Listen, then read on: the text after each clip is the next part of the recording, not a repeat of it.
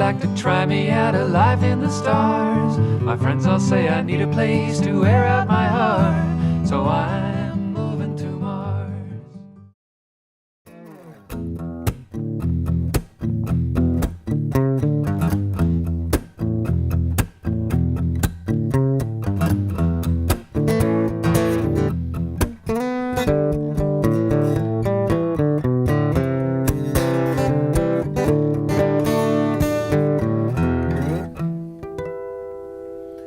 Welcome to Artist Connection. This is Kevin Fagan, and today we're talking about preparing to go into the recording studio.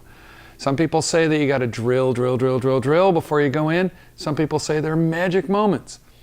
We're going to find out. We're going to talk to 3 different artists today and see how they approach going before the mic with all the monitors on and trying to lay down some tracks. At the end of it, I hope we have some answers. We'll see you then. Helen Spangler is a keyboardist and singer in the Davis-based band Spangler. She's released 2 CDs and performs at coffee houses, clubs, and house concerts. Hi, Helen. Hi. So you've been recording a long time. Let's go back to your first moments with a recording rig in your house. Well, I was a senior in college, and I just met my husband, and we started writing songs together right away. And he had a friend from high school, this is all happening in Davis, who knew how to use a 4-track recorder. Which was a big deal in the 80s, right? Yes, it's like, whoa, new technology. Absolutely, and it was kind of exciting. So we went over to his house, and he had a microphone set up, and I got the experience of putting down multiple tracks of vocals. Sure. And getting to hear all those harmonies for the first time. And we created a song and just had a blast with that. And then we ended up moving away from Davis and having to kind of figure out the recording ourselves. Oh, really? So, with the same rig? With the same rig, yeah. Yes. And we could only afford a 4-track, even though they had 8-track recorders. Yeah. And 4 tracks meaning you can only put in 4 different tracks. And then you have to bounce tracks or on top of each other, or keep it really simple. Now those things still get used today. I mean, most of us still use some form of them. And what's interesting to me is how what you're doing with a little 4-track is kind of what you're doing in a big battle class studio. But talk to me a little bit about what else you can do when you get to a real studio where you've got all the available tools and the fun stuff. Yeah, well, I mean, I think it's great to come from a background of knowing how to do it yourself, and being able to put your vocals down 18, 19 times, 20 times, and really figure out what sounds right. By yourself before you're wasting your money in a studio. Oh yeah. Because time is money. How much is that in your head when you're laying down a track? Are you thinking $150? Oh my gosh, $300? Does that go through your head, or how do you deal with that? You try not to put a trip on yourself about that, but at the same time, you want to get things completed. And I mean, when I go into the studio now, I'm driving over there and thinking, I'm going to get 3 songs done today. Right. Yeah. And when you're recording at home, you're going to do 1 song in a week maybe, and you're just going to catch little pockets of time, 20 minutes here, an hour there. And, every time you approach it, you're going to be fresh. You're going to pick your opportunities perfectly. Sure. Whereas in the studio, you just have to be on when the studio is available. That's it. It kind of makes you think about how maybe you're fooling yourself a little bit when you think, oh, well, I'm not really on today. I really can't. When you have to force yourself to front up, and the studio monitor is on. Yeah. Do you go into a different place? It's like you almost ramp up. Yeah, it's like a performance. It's more like when you're on stage, and the audience is there, and it's now. Now you're going to do. You're going to be awesome. What do you like best about a really good studio? What? I think just the knowledge of the engineer, I think is everything. And we worked with Matt Dudman this time, And I mean, just to be able to put everything in his hands and not think about the balance, the levels, you know, how loud or soft you want to do your vocals. He can, you know, he can give you that feedback and get the best out of you. So it's kind of that collaboration that's so helpful. What did he do to the tracks that you would not have done if you'd just been doing it yourself? Well, first of all, he was able to really speedily find the best moments. So if you put down, say you put down 10 tracks, 10 different guitar tracks, he has such a fine-tuned ear that he's hearing every little thing, every nuance, every squeak of the string, and he's able to piece it all together into like one really elevated sound. It's a tech job. Yeah, it is, and he can do it so quickly. Do you find also that the levels between the guitars and the keyboards and the voices, he has a good engineer has a different idea of what that level is? Yeah, I think he does, but also he also listens to what he wants, what we want our sound to be. So, I mean, I think there are some bands that want the vocals way out in front, and some that want them blending more. And you know, there's all those dynamics, and so I think, yeah, a good engineer has that sense of it as well. But they also are going to be open-minded to work with the musician. Collaborate there. That's tricky. It's kind of like when you're playing. There's that thing in a band where the lead guitarist always wants to crank it up louder and louder. You know, and he thinks he's right or she's right. Well, they can never hear themselves. No, that's the thing. But the engineer really gets it. Now, we were talking a little earlier before we went on the camera about the warmth of a home recording. Yeah. I remember Springsteen did Nebraska on a 4-track home recorder. Well, and that became the album. Right. Yeah, what do you think? Is there a use for doing a 4-track home thing? Yeah, absolutely. And I think younger kids are interested in that too. Yeah. Like our son was in a band, and he and his bandmates were very interested in like going way back to just real basic stuff and seeing what they could make of it. But I think that warm feeling is, I mean, with digital, everything is so precise. And you really have to know all the different effects and place them back on, because digital strips everything down to its, you know, most basic parts. It really does. It's like water purifying. Right. Really, and everything's out. Right. So, but in a like a 4-track or even just a home recording where you're getting ambient things. You can never get rid of every ambient little sound. So you're hearing the room. Yeah. And you know, if you're in a place where there's drums, you might even hear like the vibrations of the drums a little bit. And so it's you have to just go with the feeling more than you do with like a studio. Yeah, and the tricky thing is in a studio, you really want to have an intimate feel ultimately.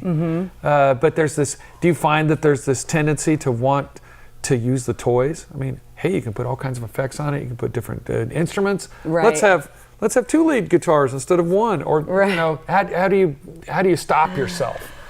Well, I stop myself pretty well because I don't, that doesn't interest me as much personally.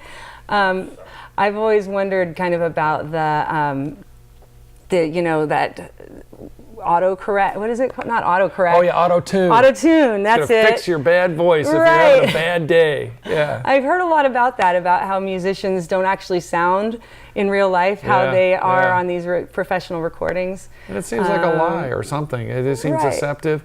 On the other hand, the track sounds good, and you're digitally manipulating everything anyway.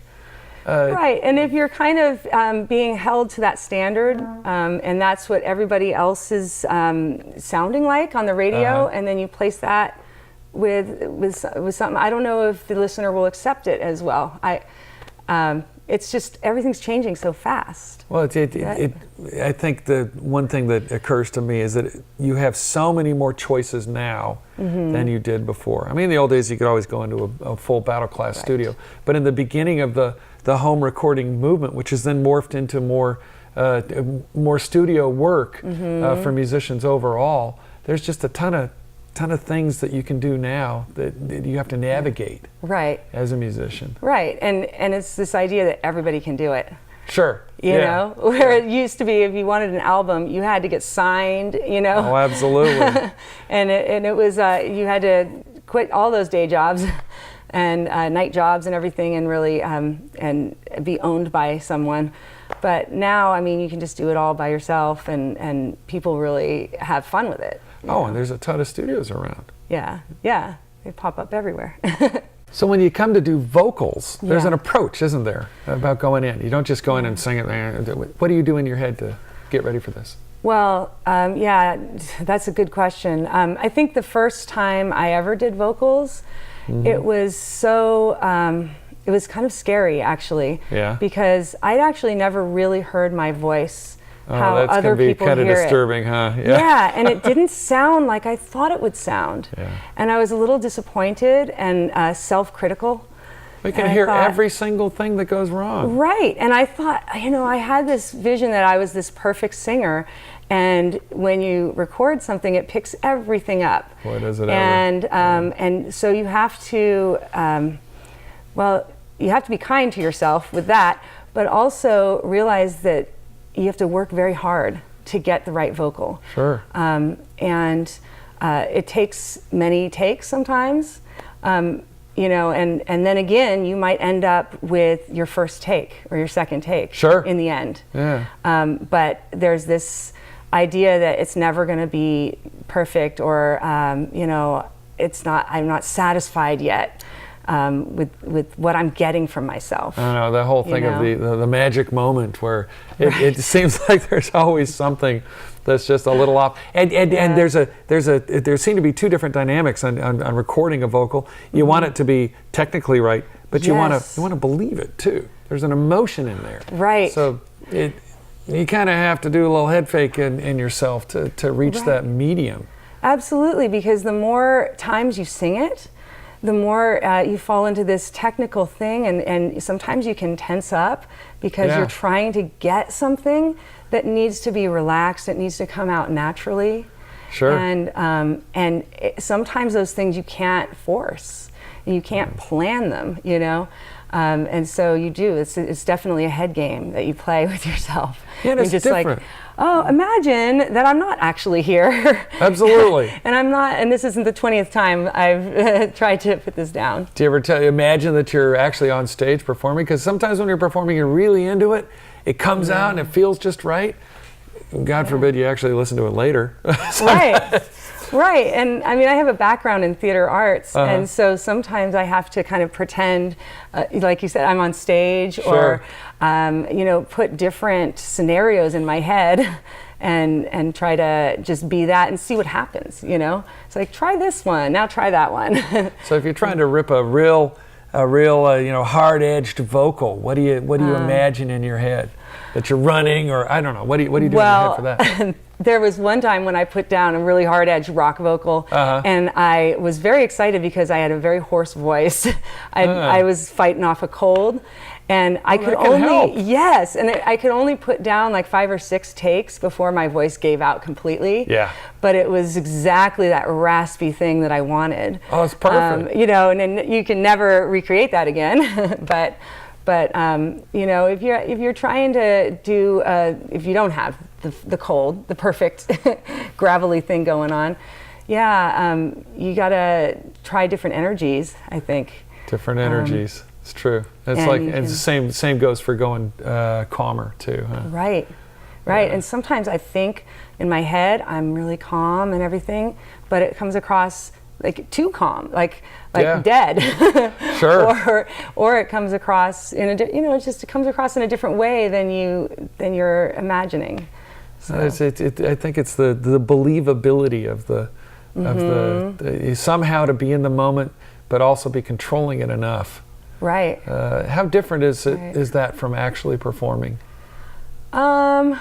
I think it's pretty different, because performing is a communication with the audience, and it's a connection. You're sharing more, and you're vulnerable to people, and when you're in a studio, there's no one there, and you can try to imagine that all you want, but you can't get it. At least I've never been able to successfully get that, mimic what I feel when I'm performing. It was like you're connecting with yourself, which is really a weird thing. It is. It is. Being inside your own head the whole time. Right, and we're trained to not be thinking of ourselves all the time. That's true. And to look to others, and so when you get inside your own head a little bit, it can be a little scary. Yeah. Well, we have a song for you now, right? Yes. Okay. Yeah. Thanks for spending some time with us today. Thank you. It was fun.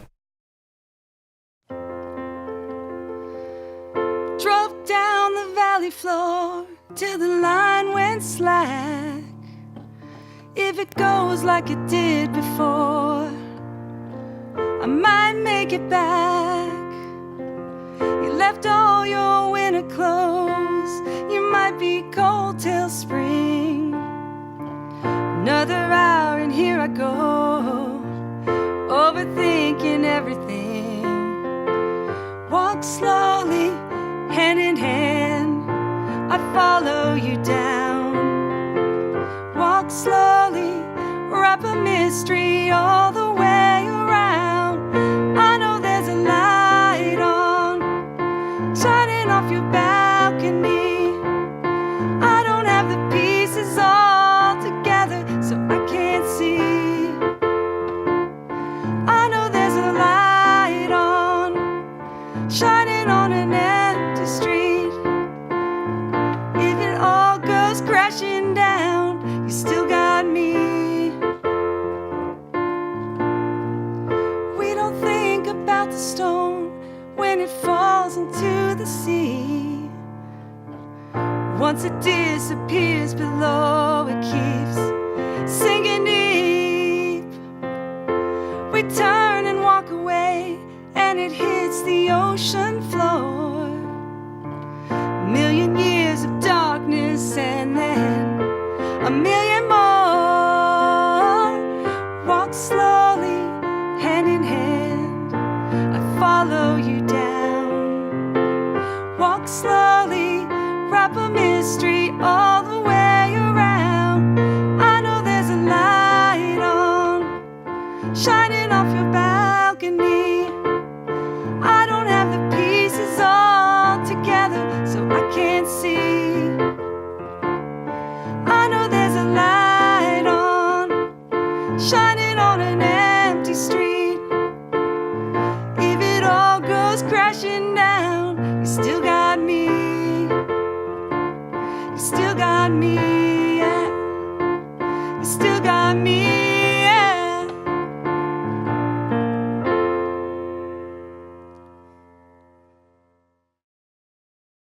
Chris Hunt is a singer-songwriter who plays guitar, bass, piano, and drums. He performs in the Davis-based bands The Dirt Feeling and Gravy Nation. Hey, Chris. How you doing? Pretty good, thanks.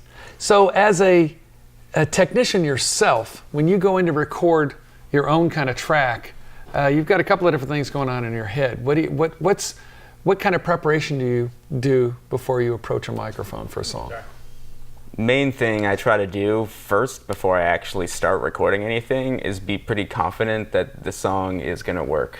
Mm-hmm. You know, there's been a few times where I've thought I had some song ideas, I had a hook or whatever, but I didn't really have the vision of the song fully formed yet before I started to record it. Oh, that's bad news. For me, that doesn't work. I like to think, maybe with some studio magic or some X factor as I'm trying to lay the song down, it'll just come together. That's not how it works. Has the studio? I have to have the vision of the song in my head, and then if I can try to present that through the recorded medium, it's gonna turn out better every time.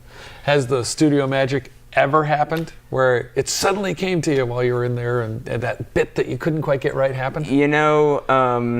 It's not quite magic. Wouldn't be the word I would use. A lot of times, for for instance, last night I had this song completely written, and I went to go track the vocals, and they didn't work for some reason. You know, I had been pretty convinced it was going to work, but it wasn't working. And so through basically trial and error, I found, you know, the right vocal part that was actually going to work for the chorus of the song. You know, I wouldn't really call that studio magic. That's just something that the studio has allowed me to do. Basically experiment with what's going to work. And that's working on your home studio. Yeah, exactly. Yeah. That's me playing engineer, producer, performer, all at the same time. And that's actually an interesting thing. If you have a home setup and you have a really good rig, you're not just a quickie 4-track. Not quite. No. A couple notches above that. Well, you're Pro Tools with a lot of whistles. You can work out your kinks in advance over and over and over and over. Exactly, right. And then you take it to the wider setting, right? Right, and you know, that's something that you know, I'm guilty of this, you know, kind of using that almost as a crutch, you know, because I think back in the day, like in the 60s, 70s, you know, in like the golden age of recording, sure. A lot of the recordings were great because they simply captured great performances. Yeah. And that was all worked out, practiced ahead of time by the performer, you know. So the recordings were great because the performances were great. You know, now with all of this recording technology that's available to anyone, practically, you don't necessarily get that same vibe. So you get people using the studio more as a tool, a crutch for, you know, maybe not having as much preparation and as much confidence with what you're actually laying down, you know. And depending on the person, that can either be good or bad. You know, if you're a tremendously creative and passionate performer, that's just going to take you to the next level, you know, whereas there's some, you know, other people don't necessarily come at it with like all of those skills right away. And so using the technology to make up for that is possible now.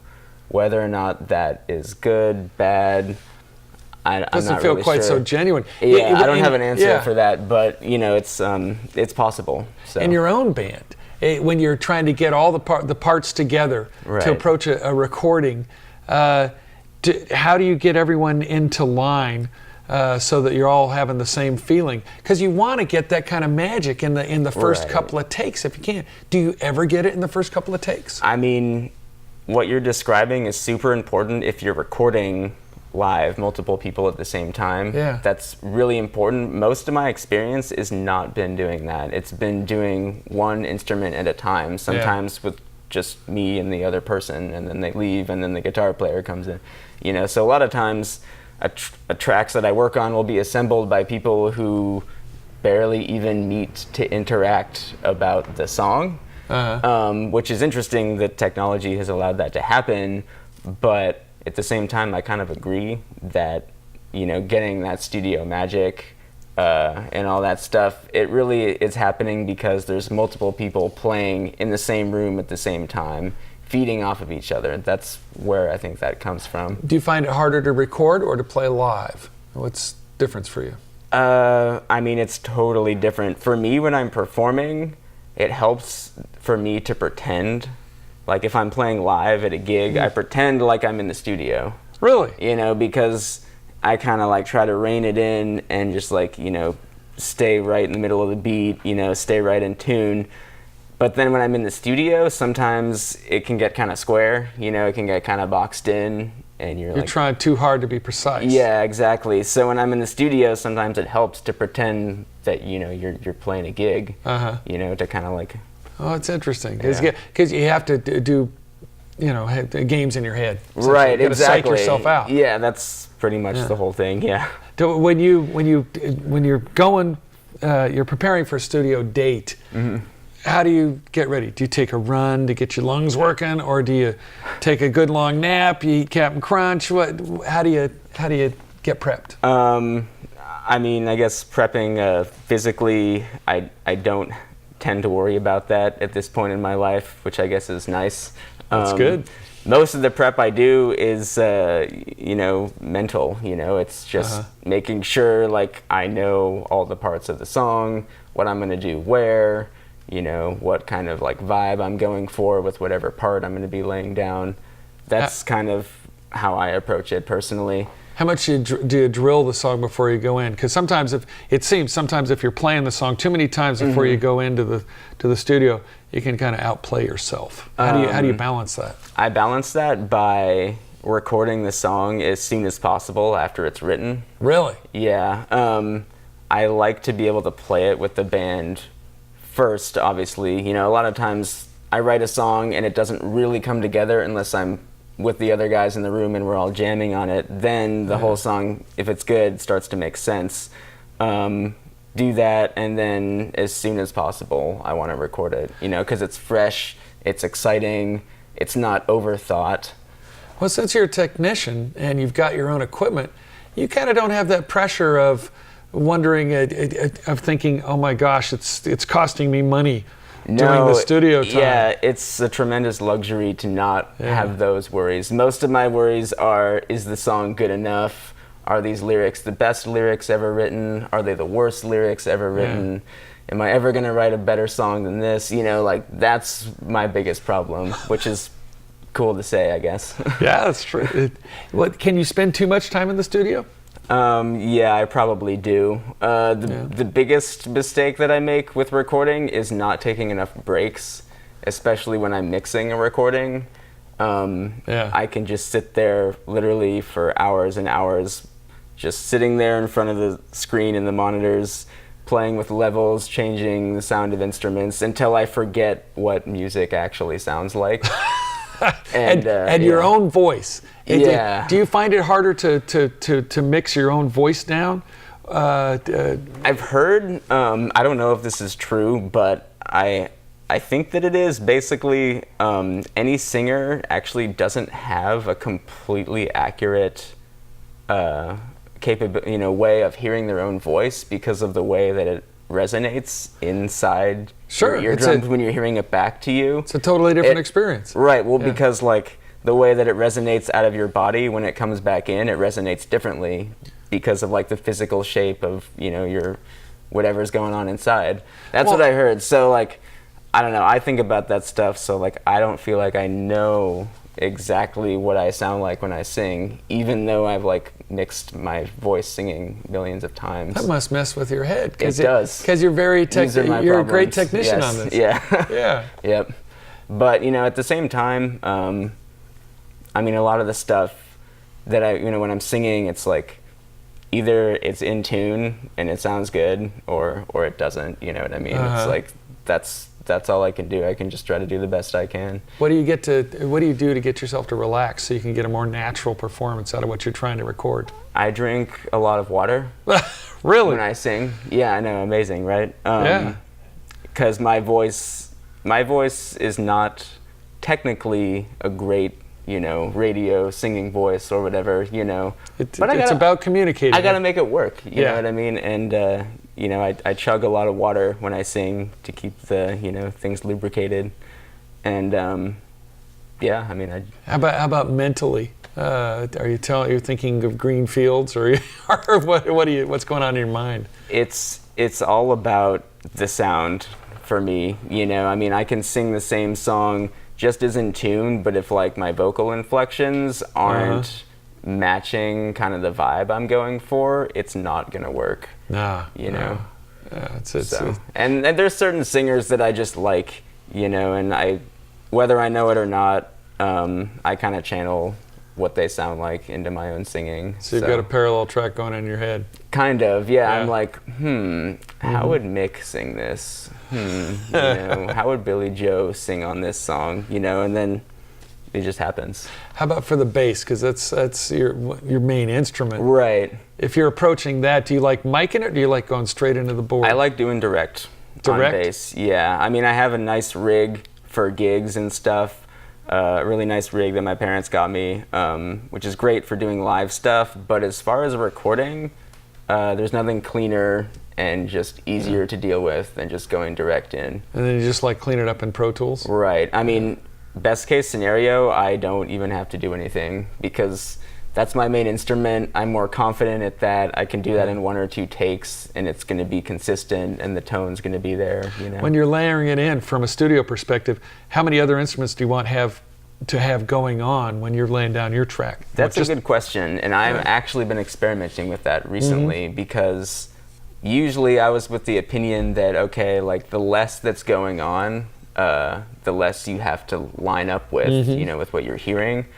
But at the same time, if I'm tracking bass and there's just drums going on, I haven't done any scratch guitar tracks that I may or may not use later, it might be technically better, you know what I mean? Like the kick drum and the bass might be lined up at every second perfectly, but sometimes it loses energy, it loses forward motion when you don't have that, like as many instruments going on at you.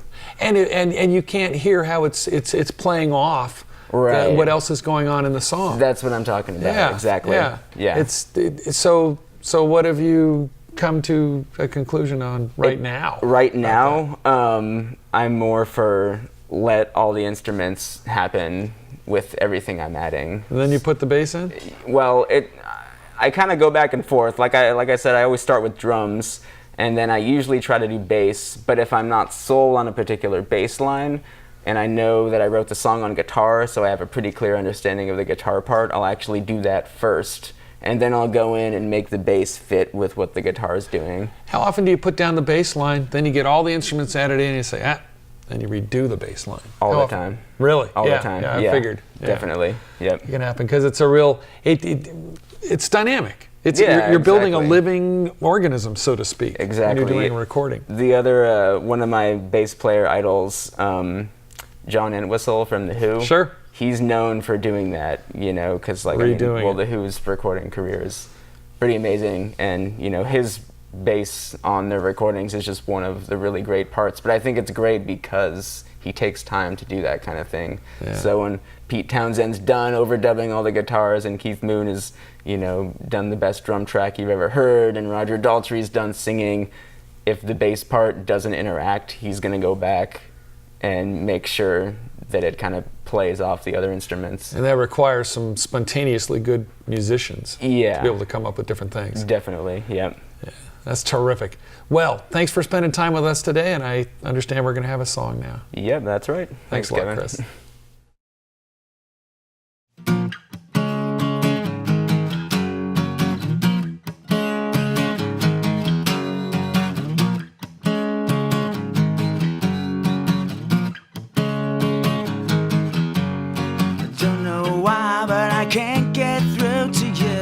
To lie, 'cause I'm full of shame, missing the reply to start a conversation. Learn to get by without the truth, and I see it in the signs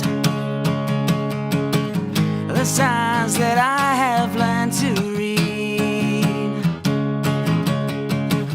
And when I come to realize in time, it's all or nothing and all on me.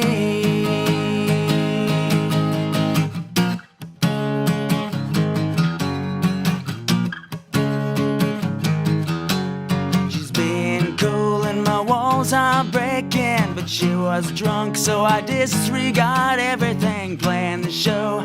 She acts like me, you know, real talk.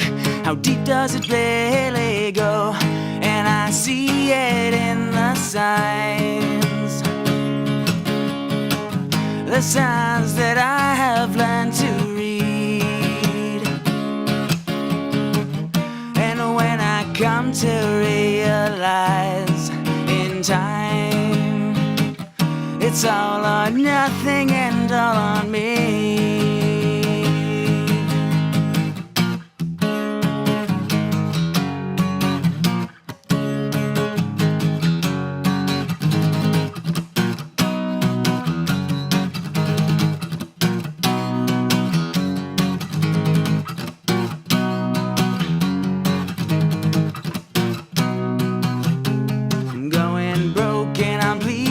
$dollars like electric dark colors. It was fun and now it seems like a mess. I tried to leave and then she gets undressed, oh yeah.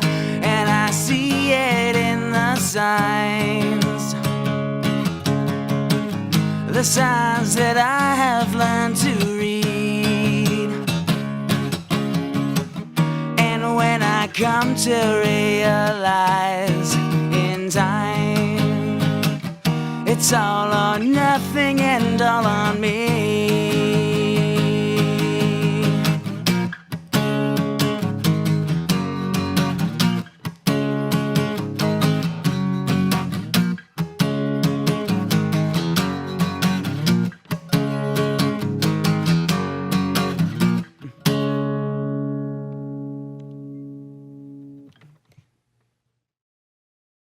Joel Daniel is a guitarist, singer, and songwriter for the band The Hoots. He produces award-winning children's music rooted in folk, Americana, and rock. Thanks for being on the show, Joel. Well, thank you for having me. So you do music that ranges from indie rock to kid music. There must be a different approach in hitting the studio on those two things. Yeah, I mean, there definitely is. Yeah. It's different. You know, I think of kid music as kid music, and then everything else is adult music. Now, when you're heading into the studio to record a kid song, do you use goofy voices? You know, how do you vocalize? I don't use any goofy voices myself. Maybe every now and then, but usually I try to use, come up with playful or clever turns of phrase or lyrics, and figure out how to work those into the songs. Because I feel like goofy voices can be alienating, and I try to make sure that even though we're writing kids' music that kids would get attached to and enjoy, that their parents would tolerate and even enjoy listening to as well. Yeah. So you're singing in a normal voice, and the approach in the studio, is there an ambience? Is there a different sonic quality that you're going to bring to a child's recording as opposed to a rock track? Well, I think one thing I've tried to do throughout writing kids music, and I think this is probably the most important when you're doing vocals, is to just smile. Think of smiling as you're recording. Yeah. Because it should be fun. Even sometimes kids music or kids songs will have dark undertones, but it still should sound fun. I mean, Puff the Magic Dragon. Sure. Certainly, a little dark. There's darkness there. It's a great song, but it's about growing up and things change, but it still sounds pleasant and happy. And so when you're micing yourself up, what are you doing in your head as you're approaching a session for singing a children's song? Well, on the kids' songs that I've done, so far, just about every one of them I've recorded with a producer, David Houston. And so I've kind of let him take the lead on engineering and mic placements, although we'll talk about the songs at length before we actually start recording. And so, we'll usually start with an acoustic guitar, or I'll bring in an MP3 that I recorded on my phone, and we'll just, listen to it, talk about it, figure out what instrumentation we might want to add. So it's important to map it out in advance, isn't it? For me, it is, yeah. Yeah, is there any spontaneity to kid recording? There is some. A lot of times what I've found, I've probably recorded 12 songs to completion, and I think I have about another 30 more that I'm working on that are maybe halfway recorded. But I think once you get the roadmap done, then you can listen to what you've got and figure out where you might be able to add a funny response, or somebody else, a different voice, maybe not a high-pitched funny voice, but somebody else might chime in and say something clever at a certain part of the song, and so we might cut it up that way. Yeah, what do you want to lay in first? Some people want to have the whole panoply recorded before you do the vocals, but for a song that seems to have as much messaging as a children's song, do you just do the guitar and the voice first, or how do you do that? Everyone's been a little bit different. The first recording that we did, I was playing with a drummer a lot that I'd played with for many years, and she was a clock. So we recorded the scratch tracks to a metronome. She came in, she just played all the drums, and then that was it. Drums were done. So then we just built things on top of it. And I had one song in particular that I knew was going to be a duet.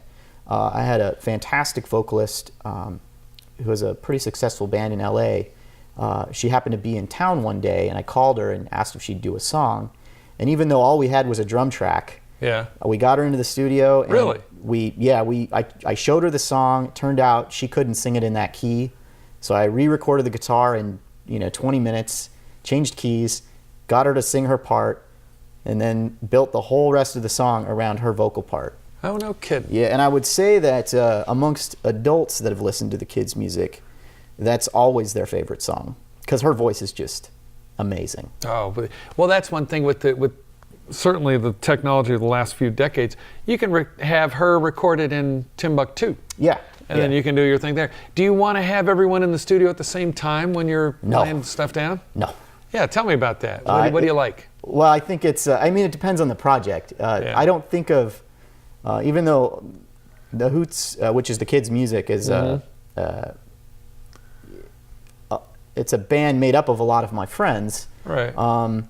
It's not really like a band where we all get together and we hash out songs and go back and forth. So it's usually, sometimes they'll contribute an idea, but I'll go into the studio and work it out with the producer. And having 5 or 6 people in the studio at that time is only going to slow things down. Really? Yeah. How does it slow things down? They start kibitzing on what they think? Somebody will have one idea, somebody else will have another idea. And I think that, I want to work with this particular producer because I feel like he's the right person to help develop these songs. And so I think letting him kind of take the lead with me is the most efficient way to get this particular project songs recorded. Does he hear things differently than the way you do when you're putting them down, or is it that he refines them better? I think both. He's a better musician than I am. Absolutely. That always helps. Yeah, but and also I think that I have certain ideas, and sometimes he thinks those are really good ideas, and sometimes he thinks those are not good ideas. And it's always nice to have another opinion of somebody that you trust. And so I think that he has taken songs and kind of tweaked them, and sometimes just taken my ideas and made them better. Do you have to have a different kind of atmosphere on the set when you're recording than for something like a hard rock song that you're doing? Do you try to have snacks and bright colors, or how do you approach this? Well, most of the time it's just me and him, because the bulk of recording really is preparation, no matter what the band is or the prep, project. Huh? Yeah, it just happens that for the kids' music, I meet with him and we prep them in his studio, as opposed to other bands I play in where we prep them in our practice space. So, I guess when I've brought in guest musicians or people to play different parts, I'll try to have food or make a coffee run or a soda run. Yeah. But I don't think we don't have like colorful streamers all over the place or anything. How do you set a mood for a light and happy mood? Yeah, well, I think every recording I've ever been on, all the successful recordings, the ones that sound the best, people are having fun. Yeah. So no matter what project, whether it's a kids project or an adult project, I think we always try to make it light and have people having fun and places for people to sit and relax or go outside and go for a walk. Actually, the mood makes a lot of difference in how your recording's going to come out, doesn't it? Mm-hmm. You're not an automaton. No. What do you do the day before you go into a studio to make sure that you're going to have the track come out right? That's a good question. Usually I'm probably at work at my day job trying to finish everything so I actually have time to go in and record. But at the same time, I think getting a good night's sleep, or just looking over the recording checklist to figure out what instruments I think I want to have on certain tracks. If I'm more of the session manager that day, which in some projects that's been my role. Do you have a routine before you begin recording? Do you meditate or drink a lot of coffee? No, I used to drink a lot of Diet Pepsi. Oh, that was my thing. Mm-hmm. Yeah, but I gave it up 2 years ago. Oh, no kidding. So I've been. So how are you not asleep right now? I switched to green tea and coffee. Ah, there you go. So, yeah. Yes. So do you keep it? how important is, or how do you keep your energy up when you're doing take after take after take on a song? That's a good question. I mean, I think one thing is you want to try to be as prepared as you can going in, so that you don't have to do take after take after take after take. And you know, different people, engineers and recorders, people that have recorded the music that I've worked with, and producers, they're all a little different. But I really feel like if you can't get it in 3 takes, you probably should stop, go back and practice, and then come back and do it again another day. Because it's been a rare occasion when you go beyond that point, you're going to get something that's you know, what somebody might call the golden take. You're not one of these guys that cuts and pastes different parts of different takes into one song? Well, I mean, I've done that on occasion. Yeah. In fact, I've done it a lot. But I think if you can't cut and paste from those first 3 takes that you do, you're probably not going to get it on the 5th take. Does it mess with your head when you're hearing the cash register clang while you're recording these things? You know, that's I can't say that I haven't been in a situation where I haven't thought of it, but I think that's just going to lead down a path where you won't be happy with the product. So you try to keep that out of your mind, and even if, you know, one of the players that you've brought in isn't as well prepared as you'd like them to be, you know, getting upset with them in that moment is certainly not going to help facilitate a quality product in the end. No rock star hissy fits in the studio. No, it's you know, you always hear stories about bands breaking up in the studio, and luckily it hasn't happened to me yet. Yeah, there's a fine line you have to ride between being professional and having a good time being kind of loose. Yeah. Do you feel like you have a responsibility when it's your track to facilitate that mood, or is that up to the engineer? No, I think generally if it depends on my role in the band. So the kids band, I think you know, the engineer and the producer that I've worked with for this project is great about keeping things focused and on task. But I still have to be there encouraging the people that are there to help me play and giving feedback when it's necessary. And so, you know, partly it's my responsibility. And other times, you know, when I'm actually acting as sort of the engineer or co-producer on a project, I might take over the job of, well, you know, we got to get vocals recorded on 11 songs in 3 days. That's it. So the singer better do three tonight, 3 tomorrow, and 3 the next night. Gotta get cracking. Yeah, so. Yeah, it becomes like a job. Oh, in yeah. a way. Yeah. Now for the rock stuff, for a rock recording, how do you negotiate the various disagreements that could come up? Like drummer thinks, hey, my track's not loud enough, but you're recording your own guitar and voice track, and you know, maybe you want yours pushed up, pushed down. Do you do a group decision, or do you let the engineer drive the train? Well, I think that you want to. I mean, you try to let everybody's voice be heard as much as as possible without getting too derailed and sidetracked. But it depends on the project. If it's a project that is my project, when I'm sort of the leader of it, then I probably would take more of an executive decision and have some sort of a veto power, you know, to move things forward. But I would always take in to account people's opinions and ideas. Well, sure. And then I would, you know, if there was no consensus there, I probably would defer to the producer. But also, I think having different ears and people involved at different steps, like you know, the person that is the engineer and producer might not be the person that mixes the record. And we've had, I think, my favorite record I ever did. Yeah. My bandmates and I engineered it and produced it, but then we sent it off to be mixed. What'd you think of the mix? Loved it. Yeah. He did an amazing job, and I think that's one of the reasons that I love that record so much. And my bandmate, whose job it was to sort of lead that project, I think he just made an excellent decision in choosing the person to mix, and you know, it just bettered the project. Excellent. Yeah. Well, we have a song from you now. Yeah. And thank you very much for spending time with us today. No, thank you for having me. All right.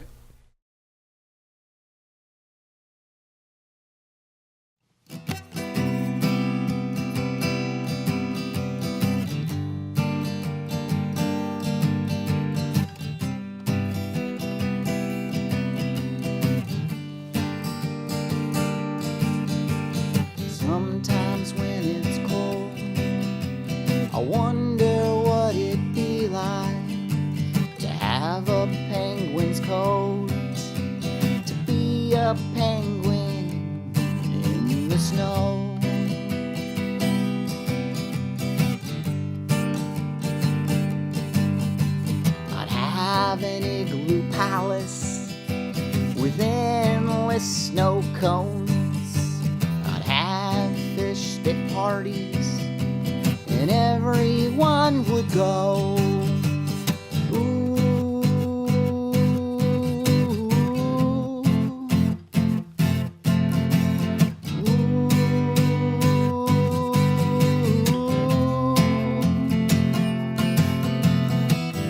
I would shake my tail in feathers and waddle to and fro. I would shake my tail in feathers everywhere I go.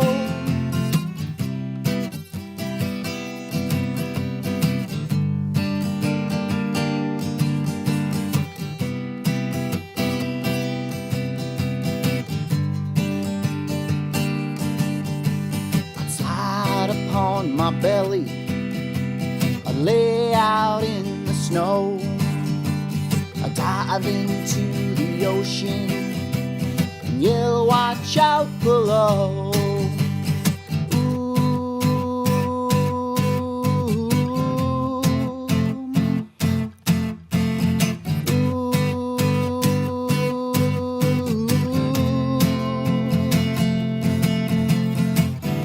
I would shake my tail in feathers and waddle to and fro. I would shake my tail in feathers everywhere I go. In the snow, in the snow, in the snow, in the snow, in the snow, in the snow. With a walrus, I'd somersault in the sea. I'd eat sardines with a dolphin. Oh, you would see. I would shake my tail in feathers, waddle to and fro. I would shake my tail in feathers everywhere I go. In the snow, in the snow, in the snow, in the snow, in the snow, in the snow.